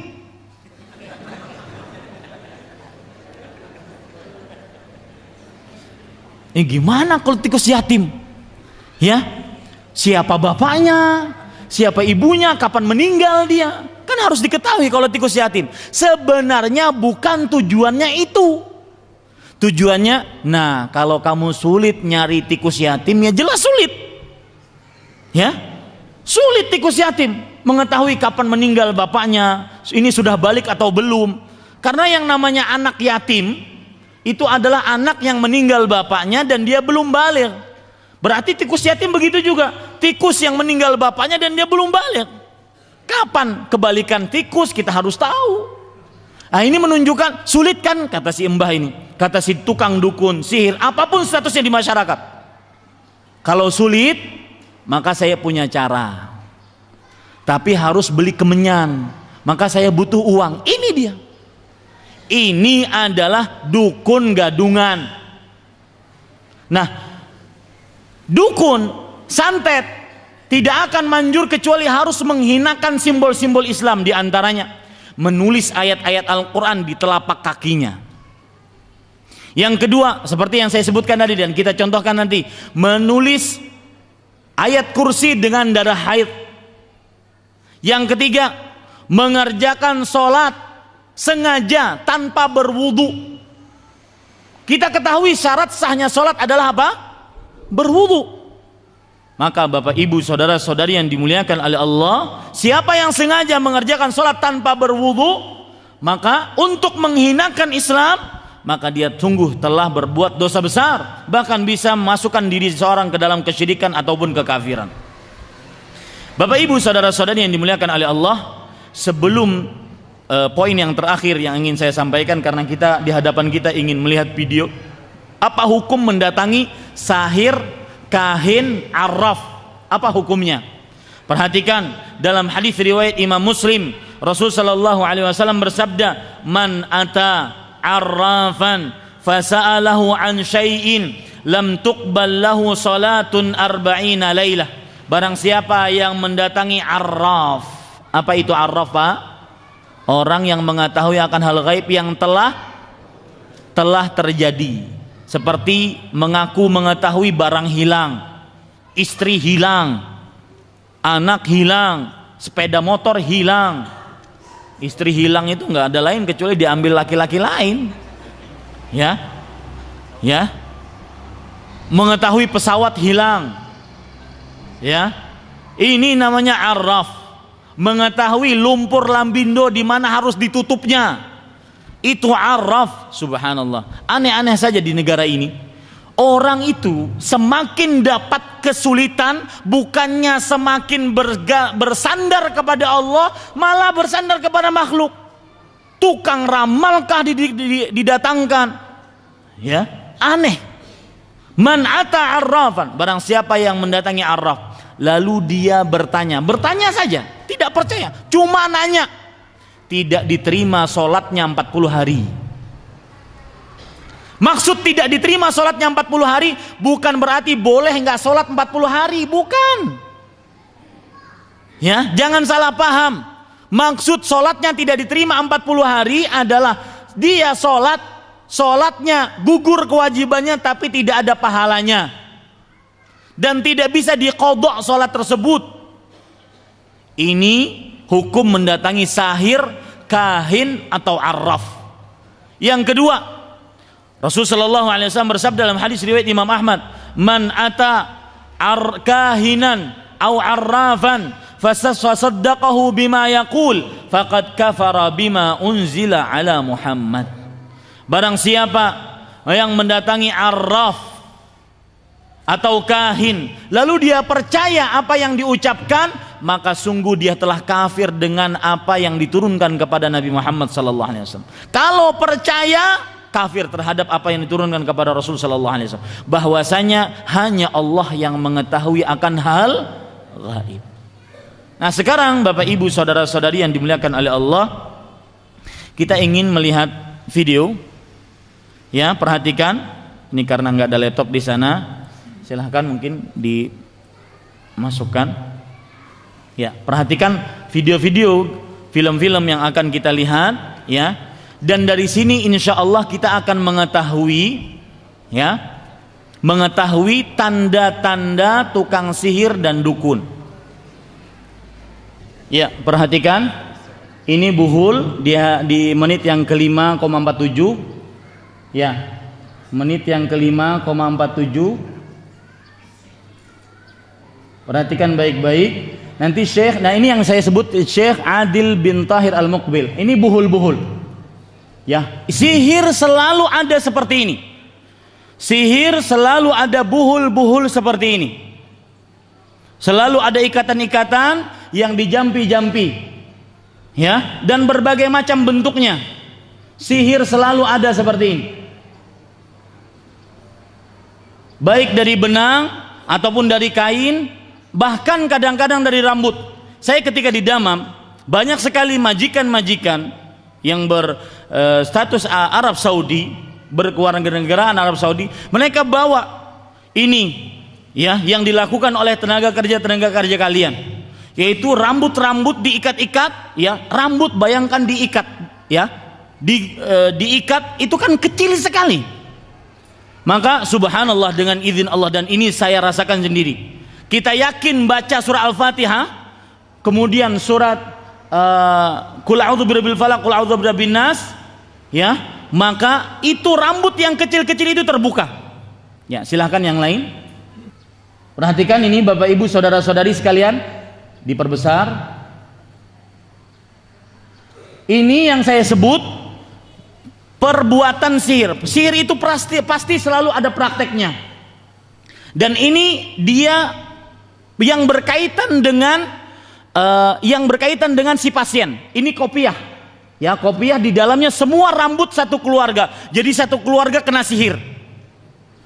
Disihir dengan rambut semuanya dijampi-jampi, diikat satu-satu, ya, diikat satu-satu. Dan ini adalah pembalut wanita yang nanti di dalamnya akan terlihat, kita akan lihat bersama bagaimana dia menuliskan ayat-ayat suci Al-Quran, di antaranya ayat suci Al-Quran yang paling mulia. Apa itu ayat suci Al-Quran yang paling mulia? Ayat kursi, surat Al-Baqarah ayat 255, ya, dengan darah haid. Kita akan lihat nantinya. Nah, ini semuanya adalah praktek sihir, ya. Dan seperti yang saya katakan tadi, selalu ada buhul-buhulnya. Buhul itu harus dibuka, ya, harus dibuka. Sebelumnya tentunya harus didapatkan. Nah, cara mendapatkannya tadi berdoa kepada Allah Subhanahu wa taala. Berdoa kepada Allah agar Allah menunjukkan di mana buhul itu. Ya. Nah, ini harus dibuka satu-satu. Biasanya ada jarumnya, biasanya ada ikatan-ikatan benangnya. Kemudian lihat, dia pakai plastik di situ. Kenapa pakai plastik? Karena plastik susah untuk hancurnya. Seperti yang saya katakan, buhul ini nanti diletakkan pada tempat-tempat yang jarang dijamah oleh manusia. Karena kalau terjamah kemudian hancur, maka pengaruh sihirnya hancur dengan izin Allah Subhanahu wa taala. Makanya nanti kita akan lihat, ya. Kita akan lihat para ikhwah sekalian dirahmati oleh Allah Subhanahu wa taala, bagaimana sihir tersebut atau praktek sihir, buhul-buhul itu disimpan di tempat-tempat terpencil. Disimpan di tempat-tempat terpencil. Nah, ini rambut, ya, sampai anak kecil disebutkan dalam cerita ini. Ini Syekh bercerita, Syekh Adil tadi bercerita bahwasanya sampai anak yang 7 tahun kena sihir. Semua rambut dari keluarga tersebut. Maka perhatikan Bapak Ibu saudara-saudari yang dimuliakan oleh Allah, barang-barang yang kental dengan tubuh kita, kalau seandainya ada orang yang hasad, iri dengan kita, jaga baik-baik. Jangan sampai jangan sampai diberikan seenaknya. Ini juga rambut. Dan lihat rambutnya agak tipis, menunjukkan bahwasanya ini adalah rambut dari anak kecil, ya, rambut dari anak kecil. Karena disebutkan dalam riwayat, dalam cerita ini, bahwasanya mereka mendapati satu keluarga kena sihir. Mungkin agak dipercepat sedikit. Saya ingin memperlihatkan bagaimana, ya, ini sama saja. Ya, ini yang saya katakan bahwasanya darah haid ditulis. Ayat kursi ditulis dengan darah haid. Ayat kursi ditulis dengan apa? Darah haid. Dan sihir tidak akan pernah manjur kecuali dia harus menghinakan ajaran Islam. Silahkan film yang lain. Hapus dulu. Ya. Ini contoh sihir, seperti yang saya katakan, sihir itu akan disimpan, praktek sihirnya itu disimpan di tempat-tempat yang susah untuk dijamah oleh manusia. Seperti ini, ya, di rumah yang sudah kosong, yang tidak dihuni lagi, maka diletakkan di situ sihirnya. Nah, kemudian juga lihat, disimpan pada aluminium foil. Kenapa aluminium foil? Karena susah untuk hancurnya. Ya, kertas aluminium foil ini susah untuk hancurnya karena pengaruh sihir akan masih berlaku selama buhul-buhul itu ada. Makanya Bapak Ibu saudara-saudari yang dimuliakan oleh Allah, sambil sembari melihat filmnya, saya katakan tanda-tanda tukang sihir, dukun, santet, apapun statusnya di masyarakat, entah itu dia ustadz, kiai, guru, tuan guru agama, tanda yang pertama adalah ketika bertanya tentang nama dan nama ibu. Nama dan nama ibu. Kenapa nama dan nama ibu? Karena nama ibu, kenapa tidak ditanya nama bapak? Karena ketika seseorang, misalkan Ahmad bin, ibu saya namanya Nur Saadah, Ahmad bin Nur Saadah misalkan, itu berarti dia sudah menghinakan dirinya, berarti dia tidak punya bapak, berarti dia anak zina. Itu sebabnya kenapa bertanya tentang nama ibu. Ini yang pertama. Yang kedua, minta sesuatu yang berkaitan dengan tubuh kita, pakaian dalam, rambut, sisir, apa saja, pembalut dada bagi perempuan, apa saja yang berkaitan dengan tubuh. Ini tanda-tanda tukang sihir dan dukun. Silakan film yang lain. Tanda sihir, tukang sihir dan dukun yang ketiga, yaitu memberikan sesuatu yang ditanam di dalam rumah atau di belakang rumah ataupun di depan rumah. Apa saja yang ditanam, dikubur, entah itu pohon, entah itu apa saja, maka ini termasuk daripada tukang sihir ataupun dukun. Nah, perhatikan, ini raja. Ya, ini yang saya sebut raja. Jangan terkecoh dengan tulisan-tulisan Arab. Ya, semuanya ini raja. Jangan terkecoh dengan ada Al-Fatihahnya, ada Allah Muhammadnya, ada nanti Abu Bakar As-Siddiq, Umar bin Khattab, Utsman bin Affan, Ali bin Abi Thalib, lingkaran-lingkaran begitu, kemudian ada bintang. Betul apa betul? Pernah lihat seperti itu? Ya. Itu adalah raja, itu sihir. Siapa yang memberi seperti itu, apapun statusnya di masyarakat, entah itu dia ustadz, kiai, tuan guru, habib, atau apapun, itu pasti tukang sihir. Itu arraf atau kahin.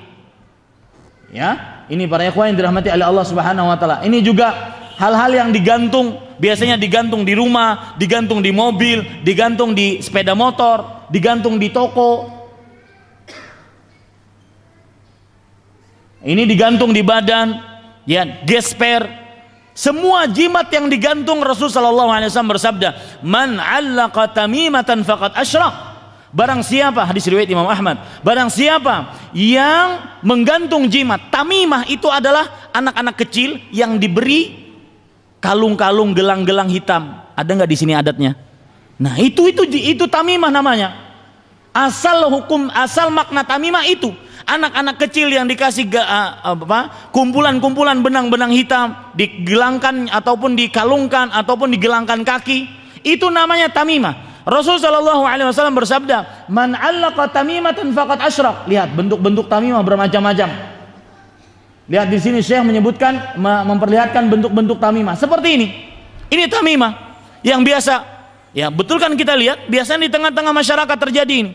Ini tamimah. Barang siapa yang menggantungkan jimat tamimah, maka dia telah berbuat kesyirikan. Ya.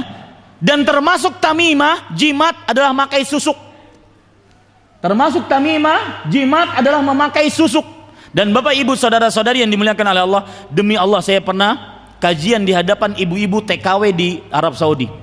Ketika membahas tentang tauhid, saya sebutkan ayat-ayat suci Al-Quran, hadis Rasul. Ada seorang ibu bangun, "Ustadz, saya mau nanya." "Bu, tunggu bu, materi saya belum selesai." "Enggak Ustadz, saya mau nanya. Sekarang sudah terasa panas sekali perut saya dan pipi saya." "Emang kenapa bu?" "Saya sebelum ke Arab Saudi saya pakai susuk Ustadz." Ini bukti bahwasanya susuk bukan memberikan manfaat, malah memberikan mudarat. Dan apabila ada orang yang memakai susuk, harus dikeluarkan. Harus dikeluarkan. Itu cara bertaubat dia. Nah, ini juga tamimah, ya, ditulis pada tulisan-tulisan kertas, ya, biasanya disimpan di dompet.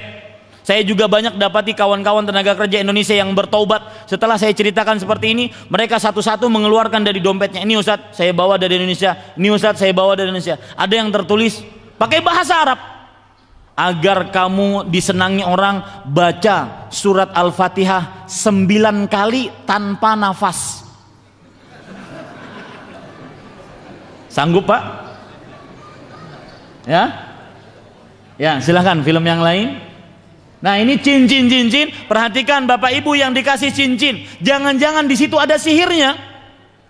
Ya, jangan-jangan di situ. Nah, ini yang saya sebutkan tadi, bahwasanya sihir prakteknya disimpan pada tempat-tempat yang susah dijamah oleh manusia. Lihat, ini padang pasir. Nah, pertanyaannya, polisi keagamaan Arab Saudi dapat dari mana informasi ini? Maka dapatnya mereka nangkap dulu tukang sihirnya, diintegrasi, baru mereka ngaku, "Oh, saya di daerah ini, cari saja di sana." Dicari oleh mereka, dapat. Lihat, dalam sekali. Dan subhanallah di Arab Saudi itu ya, nggali kubur pakai baju seperti saya, main bola pakai baju juga seperti saya, sekolah juga bajunya gamis, ya, istiqomah sekali. Coba, emang bajunya itu saja. Ya, lihat apa yang mereka dapatkan dalam sekali ini. Dan makanya tercela sekali orang yang melakukan perbuatan sihir. Untuk seperti ini saja mereka tujuannya adalah memisahkan keluarga, membuat istri menjadi benci kepada suami, membuat anak tidak suka kepada orang tuanya. Makanya doa orang yang kena sihir, orang yang terzalimi kabul. Maka bertaubatlah yang pernah melakukan kesihiran dan juga dukun, santet, pelet. Lihat apa yang mereka dapatkan, ya, kaleng susu, kemudian dikeluarkan prakteknya dari dalam. Lihat, ya, sangat susah hanya untuk mencelakakan kaum muslim, membuat sesuatu yang susah. Ini kenapa dilakukan seperti itu? Pakai kaleng, pakai plastik. Lihat, plastiknya berapa kali lipat agar tidak hancur. Seperti yang saya katakan, kapan dia hancur, maka pengaruh sihirnya akan hancur. Kapan hancur, pengaruh sihirnya akan apa? Akan hancur. Lihat, ya, dibuka. Ini juga sulit membukanya karena pakai lakban. Kemudian di bawah lakban ada plastik. Nanti ternyata di belakang beberapa plastik itu apa? Coba kita lihat.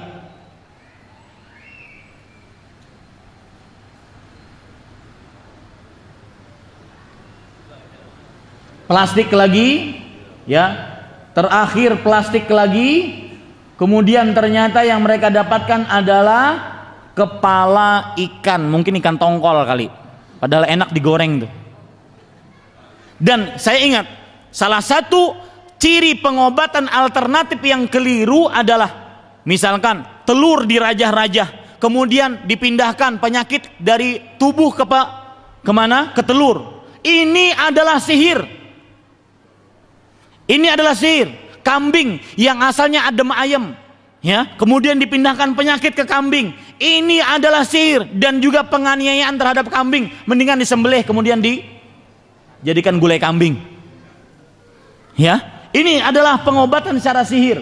Lihat, itu kepala ikan dan selalu seperti, lihat, selalu ada ikatan-ikatannya, selalu ada tali-talinya. Ya, ada tali-talinya yang mengikat dan itulah yang disebut dengan buhul-buhul.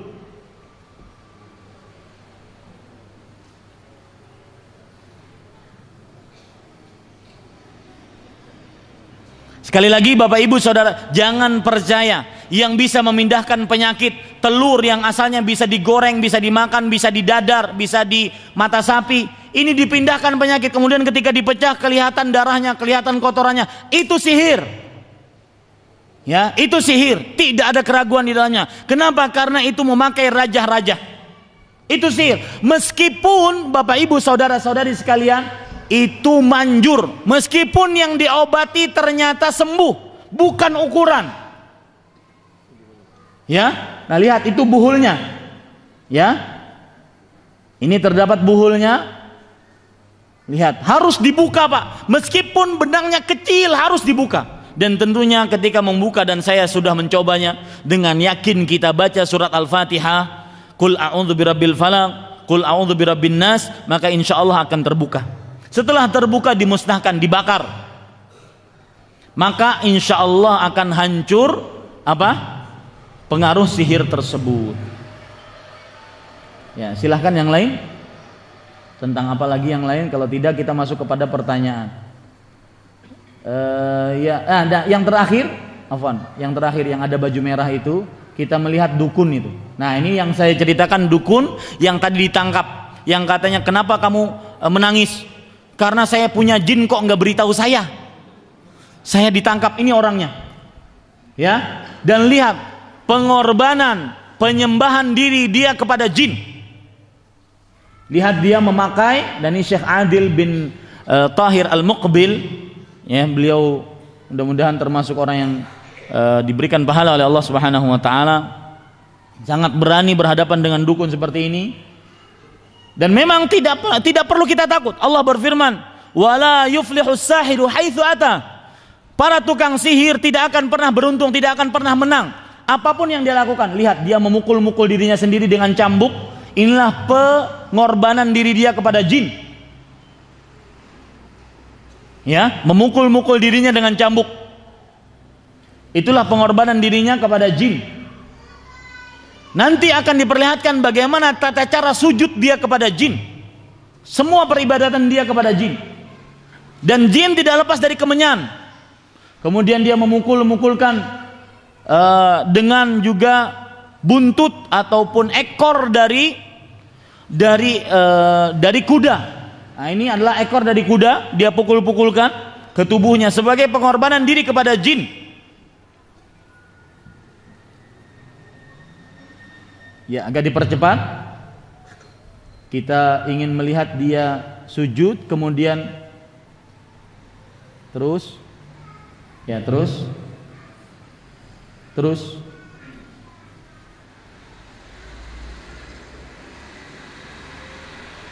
ya, perhatikan. Nah, ini adalah bekas menyembelih dia. Jadi Syekh bercerita bahwasanya ini kamar bau busuk. Kenapa? Karena dia menyembelih ayam di dalam situ sebagai penyembelihan kepada jin. Ya. Dan kamar ini bau sangat busuk. Lihat bekas-bekas darahnya. Kamar ini sangat busuk. Terakhir kita perlihatkan dia sujud kepada jin. Ya, sebentar. Nah, ini contoh sujud dia kepada jin. Ya. Sujud dia kepada jin. Inilah kira-kira pengajian tentang lebih mengenal dunia sihir dan perdukunan. Dan Bapak Ibu saudara-saudari sekalian, mudah-mudahan setelah ini tidak ada lagi dari kaum muslim yang kalau kepepet, saya katakan di akhir kajian ini, apapun yang menimpa kita, musibah apapun yang menimpa kita, maka jangan pernah meminta kecuali kepada Allah Subhanahu wa taala. Anak sakit 2 bulan berturut-turut, panasnya tidak turun, sangat kurus, tetap minta hanya kepada Allah. Jangan percaya kepada orang pintar kecuali kalau seandainya dia meruqyah dengan ruqyah yang benar. Wallahu a'lam. Sallallahu nabiyana Muhammad walhamdulillahi rabbil alamin. Sallallahu nabiyana walhamdulillahi rabbil alamin. Walhamdulillahi rabbil alamin. Ya, di sini banyak pertanyaan, cukup ya, waktunya tidak cukup. Nanti kalau ingin bertanya lebih dalam lagi kepada Ustadz Elfi Syam hafizahullah taala yang bisa kapan saja datang ke sini. Taib. Pertanyaan pertama, seseorang yang dianggap pintar dia berpraktek seolah-olah atau apa benar dimasuki roh seolah-olah dia seorang yang dianggap pintar dia berpraktek seolah-olah atau apa benar dimasuki roh nenek moyang kemudian dia berbicara dengan suara parau? Apakah ini penipuan atau bagaimana? Dia cuma nanya-nanya saja siapa namanya. Ini bisa penipuan, bisa saja dirubah-rubah. Oh, nama kamu siapa? Bisa saja merubah-rubah. Atau memang dia berhubungan dengan jin. Ya, bisa saja seperti itu. Wallahu alam. Cukup pertanyaannya cukup. Bolehkah membaca Asmaul Husna untuk perdagangan? Maka jawabannya, Asmaul Husna itu ya boleh kita baca untuk ketika kita bertawasul dengannya dalam berdoa, seperti Allah mempunyai nama Ar-Razzaq, kemudian kita berdoa ya Razzaq, wahai Razzaq, wahai yang maha luas rezekinya, berikanlah rezeki kepadaku. Adapun diamalkan khusus untuk perdagangan, maka ini belum ada contohnya dari Rasulullah sallallahu alaihi wasallam. Kemudian pertanyaan selanjutnya, dalam pengobatan adanya hipnoterapi yang dapat mengurangi rasa sakit, menghilangkan rasa takut, fobia. Bagaimana Ustadz? Perkara hipnoterapi atau hipnosis lebih tepatnya, maka apabila tidak berhubungan dengan jin, maka sebagian ulama memperbolehkan. Kalau tidak berhubungan dengan jin, ya, akan tetapi sangat rentan berhubungan dengan jin, karena ketika sudah hilang akalnya maka sangat mudah dimasuki oleh jin. Lebih baik dengan obat-obat atau dengan ruqyah-ruqyah yang diajarkan oleh Rasul sallallahu alaihi wasallam. Wallahu alam. Saya bertanya, apabila seseorang mencari sesuatu yang hilang dengan, adapun perhatikan ini, yang sering nonton televisi, acara-acara pasti selalu diiringi dengan hipnosis. Itu adalah acara syaitan. Itu adalah acara yang tidak layak ditonton dan harus sebenarnya diadukan. Kenapa? Karena seperti misalkan menceritakan keadaan dia dengan suaminya diranjang, tidak boleh. Ya, menceritakan hal-hal yang berbau seksualitas ataupun hawa nafsu tidak diperbolehkan. Ini acara-acara yang tidak pantas untuk ditonton oleh kaum muslim dan harus diperingatkan komisi penyiaran. Wallahu alam. Saya bertanya, apabila mencari sesuatu yang hilang dengan cara dibacakan surat Yasin dengan Al-Quran, berpendapat dengan Al-Qurannya, Apakah juga disebut kahin boleh atau tidak? Maka jawabannya, ketika kita mencari barang yang hilang, kita minta petunjuk kepada Allah. Adapun membaca surat Yasin secara khusus, maka belum ada contohnya dari Rasulullah sallallahu alaihi wasallam. Wallahu alam. Bagaimana sikap kita apabila jin berani mengganggu kita dengan bentuk penyerupaannya kepada sesuatu atau dengan bunyi-bunyian? Dan ini saya percaya, jin bisa menyerupakan dirinya. Jadi penampakan itu memang ada. Dan saya katakan kepada bapak ibu ataupun anak-anak yang dikatakan orang-orang indigo yang katanya mempunyai penampakan, itu bukan kemuliaan, itu harus diruqyah. Orang itu kena penyakit, bukan kemuliaan. Saya melihat tuh di belakang ibu-ibu, ya, ada yang jalan-jalan, ya, ini bukan kemuliaan, ini adalah penyakit yang harus diruqyah. Jadi benar memang ada penampakan. Di dalam hadis riwayat Bukhari, Abu Hurairah pernah bertemu dengan iblis yang menyerupa dirinya menjadi maling selama 3 hari 3 malam. Ditangkap tangan oleh Abu Hurairah. Ketika ditanya oleh Rasulullah, "Ma fa'ala asirukal barihah?" Apa yang engkau kerjakan dengan tawananmu tadi malam, wahai iblis, wahai Abu Hurairah? Kata Abu Hurairah radhiyallahu anhu, dia mengaku orang miskin, wahai Rasulullah, mengambil harta zakat. Maka saya tangkap tangan. Ketika hari ketiga saya ingin bawa ke hadapanmu, maka dia mengatakan, kalau kamu ingin dijaga oleh malaikat dan tidak diganggu oleh jin, maka sebelum tidur bacalah surat ayat kursi. Ayat kursi. Maka akan ada malaikat yang menjagamu dan syaitan tidak akan mengganggumu. Kata Rasul sallallahu alaihi wasallam, wahai Abu Hurairah, tahukah engkau siapa yang engkau bicarai selama 3 hari 3 malam? Dia adalah iblis. Jadi memang bisa, manusia bisa melihat iblis, tapi tidak semua. Manusia bisa melihat jin, tapi tidak semua. Wallahu alam. Mana yang baik, kencing berdiri atau jongkok? Yang baik adalah dengan duduk, agar air kencingnya tidak keciprat ke sana kemari. Adapun kalau seandainya dia merasa aman, dia merasa tidak terciprat ketika berdiri, maka tidak mengapa. Wallahu a'lam.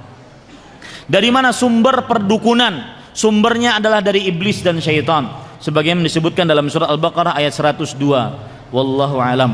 Apakah jimat untuk kesehatan atau rezeki termasuk sihir? Iya, semua jimat.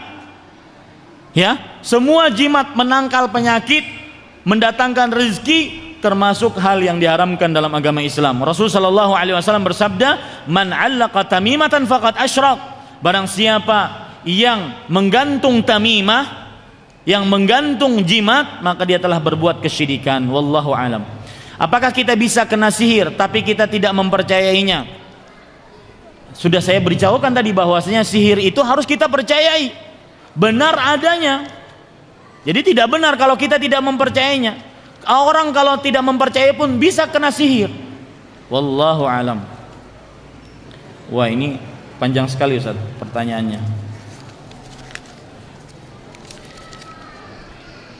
Assalamualaikum. Waalaikumsalam. Di masyarakat kami selalu aktif yasinan, tahlilan. Saya berusaha untuk menyampaikan bahwa perbuatan tersebut adalah bid'ah, tapi saya malah dibilang begini, Ustaz, kalau kamu nggak mau ikut yasinan nggak usah ngusik kami, toh kami pun nggak ngusik kamu yang nggak ikut yasinan. Setelah saya dibilang seperti itu, apakah saya harus berhenti memberi nasihat? Apakah saya lanjutkan walau di masyarakat saya menentangnya? Maka jawabannya saya katakan kepada ibu, bapak, saudara-saudari sekalian, dari hati saya yang paling dalam, anggap saya adalah anak ibu yang sangat menginginkan kebaikan untuk ibu. Anggap saya adalah anak bapak dan saudara bapak yang sangat menginginkan kebaikan untuk bapak. Rasulullah SAW selama hidup beliau belum pernah mengkhususkan malam Jumat atau malam-malam apapun membaca surat-surat yang disebutkan tadi. Maka beribadalah sesuai dengan contoh Rasulullah SAW. Taib. Kemudian pertanyaan selanjutnya, seperti yang dikisahkan tadi, saya pernah bahkan sering mimpi bergaul dengan istri saya. Apakah saya kena sihir atau kena santet? Maka orang-orang yang meragukan dirinya, coba baca surat Al-Baqarah. Saya sering sekali ditanya, Ustadz, saya ini kena sihir atau tidak? Ustadz, saya dulu belajar ilmu kebal. Ustaz, saya dulu pakai susuk, nggak tahu sekarang masih ada atau tidak. Maka saya katakan baca surat Al-Baqarah dari awal sampai akhir, 2 juz 4 lembar. Kalau ketika membaca tersebut kita muntah, mulai pusing, badan tidak nyaman, itu indikasi seseorang terkena sihir atau santet. Wallahu a'lam. Pertanyaan selanjutnya, apakah gaib itu terbagi-bagi seperti gaibnya malaikat? Apakah berbeda dengan gaibnya jin? Syukran atas jawabannya. Maka jin, Allah berfirman dalam Al-Quran, innahu yarakum huwa wa qabiluhu min haitsu la tarawnahum. Sesungguhnya jin dan kabilahnya bisa melihat kalian dari arah yang kalian tidak bisa melihat mereka. Jin gaib bagi kita, malaikat juga gaib bagi kita. Ya, ini para ikhwas sekalian, wallahu alam. Pertanyaan selanjutnya yang panjang ini kita baca deh. Assalamualaikum. Waalaikumsalam. Selama ini saya tinggal berdampingan dengan orang tua. Saya dan suami saya berencana pindah rumah di lingkungan pondok pesantren. Sementara orang tua saya belum mau menjalankan perintah Allah seperti sholat, puasa, dan ibadah lainnya. Malahan sebaliknya melakukan kesyirikan yang dikerjakan. Jujur saya sedih dengan semua ini. Tapi saya takut jika saya tetap tinggal berdampingan dengan orang tua, anak-anak saya akan terpengaruh dampaknya. Apakah saya harus pergi? Apakah saya harus tetap tinggal di dekat orang tua sampai orang tua dapat hidayah dan bertobat kepada Allah? Mohon solusinya. Maka jawabannya, bakti yang paling bakti seorang anak kepada orang tua adalah mengangkat orang tua dari kegelapan kesyirikan, dari kegelapan maksiat, tidak mau sholat, tidak mau puasa, tidak mau ibadah, kepada cahaya tauhid, cahaya ibadah. Maka berusaha semaksimal mungkin, berdoa, jangan tinggalkan orang tua Anda. Berdoa. Mungkin Anda adalah anak yang bisa mengangkat dengan izin Allah, dengan petunjuk dari Allah, mengangkat orang tua Anda dari kesyirikan, dari maksiat, malas beribadah, kepada cahaya tauhid dan cahaya ibadah kepada Allah Subhanahu wa taala. Wallahu a'lam. Assalamualaikum. Waalaikumsalam warahmatullah. Ibu saya pernah mendatangi dukun untuk berobat dikarenakan beliau menderita insomnia, susah tidur. Waktu itu saya belum mengenal dakwah sunnah, sehingga sampai saat ini ibu saya gampang marah. Yang saya tanyakan, apakah itu gejala ibu saya dirasuki jin? Seandainya benar, bagaimana cara saya meruqyah beliau? Kalau saya berbicara tentang ruqyah, banyak sekali ceritanya, Pak. Ini contoh ya. Ini contoh, ibu ini menderita insomnia. Saya pernah meruqyah seorang perempuan juga. Beliau ini tabrakan, kemudian kakinya terbelah. Jadi kulitnya itu terbelah sampai tulang. Kalau dioperasi maka sangat sakit, meskipun dengan suntik bius. Akhirnya dia mendatangkan orang pintar menurut orang bodoh, ya, agar menghilangkan rasa sakit ini. Benar, memang hilang rasa sakitnya. Dia seperti tidak sakit, tapi dia punya penyakit seperti yang dirasakan oleh sang ibu ini. Penyakitnya apa? Dan ini sihir selalu membuat seperti ini. Penyakitnya adalah setiap kali dia bangun menghadap kiblat, ingin sholat kepada Allah, dia lupa surat Al-Fatihah. Dia lupa surat Al-Fatihah, ya, dia lupa surat Al-Fatihah. Maka akhirnya ruqyah, kemudian ketika diruqyah maka dia merasakan, waktu itu istri saya ada, dan saya meruqyahnya di dalam kamar, saya di luar kamar, beliau di dalam kamar. Dia merasakan ada tikus yang keluar dari perutnya. Itulah yang dimasukkan oleh orang pintar tadi, sehingga tidak merasakan rasa sakit. Jadi sihir, dukun, orang pintar tidak akan pernah menambahkan kecuali kepada keburukan dan kerugian serta kemalangan. Ini mudah-mudahan bermanfaat. Apa yang baik itu dari Allah Subhanahu wa taala. Saya berharap ini bukan hanya pertemuan yang pertama. Mudah-mudahan kalau umur kita panjang, kita masih bisa bertemu dalam kebaikan dan di dalam kajian pengetahuan tentang ilmu agama. Apa yang baik itu dari Allah Subhanahu wa taala, apa yang buruk itu dari saya pribadi. Saya cukupkan dengan kafaratul majlis. Subhanakallahumma bihamdika, asyhadu an la ilaha illa anta, astaghfiruka wa atubu ilaik. Wassalamualaikum warahmatullahi wabarakatuh.